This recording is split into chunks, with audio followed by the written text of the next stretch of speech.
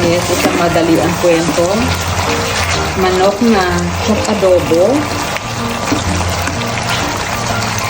Nilagyan natin ng 3 pusong bawang. Isang malaking sibuyas.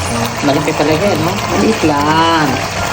Nilagyan ko ng basil, laurel, at syempre, ang aking curry sa aking biyanan na ano tawag nga dito? Dayap! Ayan, nilagyan ko siya ng dayap. Sabi ko, ang ganda ng dayap na nakuha ko sa puno. So, nilagay ko yan.